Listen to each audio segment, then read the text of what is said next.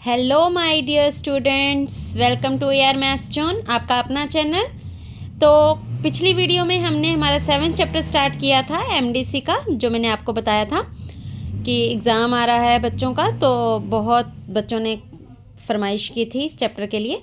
तो आज हम उसकी नेक्स्ट एक्सरसाइज स्टार्ट कर रहे हैं, एक्सरसाइज 7.2। पहले आज हम उसकी थ्योरी कर रहे हैं इस वीडियो में।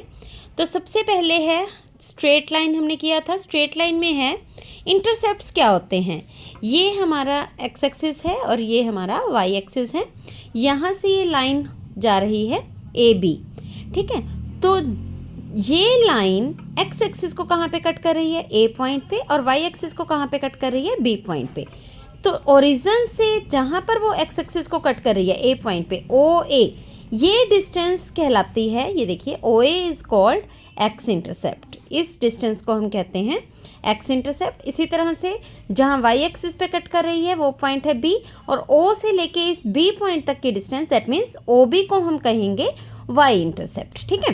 एक्स इंटरसेप्ट जहाँ पर एक्स एक्सिस को टच कर रही है वहाँ से लेके ओरिजिन तक की डिस्टेंस, और वाई इंटरसेप्ट जहाँ पर वाई एक्सिस को टच कर रही है ओरिजिन से लेके उस पॉइंट तक की डिस्टेंस। फिर आता है इक्वेशन ऑफ लाइन। अगर हमारी कोई लाइन एक्स एक्सिस के पैरेलल है, देखिए ये लाइन एक्स एक्सिस के पैरेलल है। मेरी ड्राइंग इतनी अच्छी नहीं है, आप अच्छे से बना लेना कि बिल्कुल सीधी सीधी नहीं गई है, थोड़ी सी टेढ़ी हो गई है।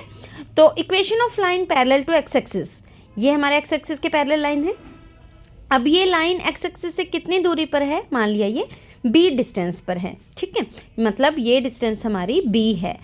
तो अगर इस लाइन की इक्वेशन मुझे लिखनी है, equation of line parallel to X axis, तो वो क्या होगी, y इक्वल्स टू B। देखिए एक्स एक्सिस के पैरेलल होगी तो y इक्वल्स टू आएगा। इसी तरह से सेम अगर मैं कहूँ equation of line parallel to y axis, अगर y एक्सिस के पैरेलल है तो हम x इज इक्वल टू लिखेंगे। x इज इक्वल टू कितना, जितनी ये लाइन इस y एक्सिस से दूरी पर है, जितनी डिस्टेंस है, कितनी डिस्टेंस है A, तो x equals to A। This is the equation of line parallel to y axis, okay. उसके बाद आता है हमारा equation of line passing through origin. अगर हमारी लाइन जो है ओरिजिन में से पास कर रही है, कोई भी लाइन है ओरिजिन में से पास कर रही है, तो उसकी इक्वेशन क्या होगी, उसकी इक्वेशन होती है y इक्वल्स टू mx।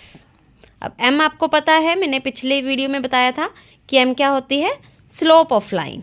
क्या होती है m, स्लोप ऑफ लाइन, ठीक है। तो इस लाइन की आपको स्लोप निकालनी आती है, अगर नहीं आती तो आप पिछली वीडियो में देखना कि हमने स्लोप किस तरीके से निकाली थी। मैंने दोनों तरीके से बताया था। फर्स्ट तरीका था कि अगर ये लाइन इस एक्स एक्सिस की डायरेक्शन, पॉजिटिव डायरेक्शन के साथ थीटा एंगल बनाती है तो क्या होगी उसकी स्लोप, और अगर वो किसी पॉइंट में से पास करती है, एक पॉइंट में से दो पॉइंट में से, तो उसकी स्लोप क्या होती है, ठीक है। तो m आपको निकालना आ जाएगा और equation of line passing through origin हो जाएगा y इक्वल्स टू mx। अब अगर ये लाइन ओरिजिन में से पास ना करे, यहाँ तो ओरिजिन में से पास कर रही थी ना, तो हम सेकंड केस ले रहे हैं कि अगर ये लाइन हमारे ओरिजिन में से नहीं पास कर रही, देखिए यहाँ से नहीं पास कर रही है, कहीं ऊपर से या नीचे से भी हो सकती है, ठीक है। तो यहाँ से पास कर रही है ये लाइन, और ये ओरिजिन से अपवर्ड डायरेक्शन में y एक्सिस पे C डिस्टेंस पे कट कर रही है, यानी यहाँ से लेकर यहाँ की डिस्टेंस जो है वो C है। अब मैंने कहा था कि अगर कोई लाइन y एक्सिस को जहाँ पर टच करती है उस डिस्टेंस को, ओरिजिन से लेके उस डिस्टेंस को y इंटरसेप्ट कहते हैं, मतलब ये C हमारा क्या है, हमारा y इंटरसेप्ट है।